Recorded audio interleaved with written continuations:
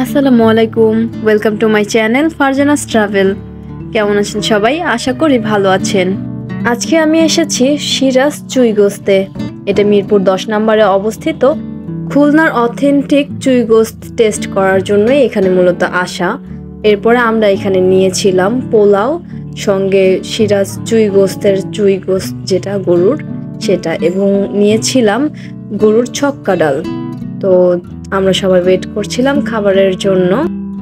আমাদের বন্ধু সাকিব বল নিয়ে বসেছিল যে অনেকগুলো খাবে সে। এরপরে আমরা নিয়েছিলাম একটি বাদাম শরবত।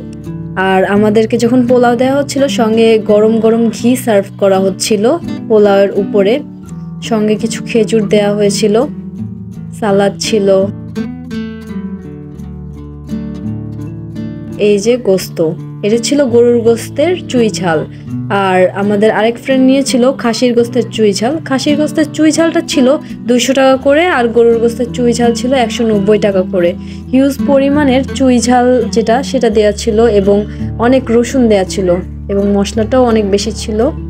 আর গোস্তের টুকরা পাবেন 1 টুকরা, তো সেক্ষেত্রে টুকরাটা ভালোই বড় থাকে। আপনারা চাইলে সেখান থেকে চয়েস করে নিতে পারেন। তার একটি বল নিয়ে আসবে। অনেক পরিমাণ মশলা ছিল, এই যে দেখুন, এটা ছিল খাসির গোস্তটা।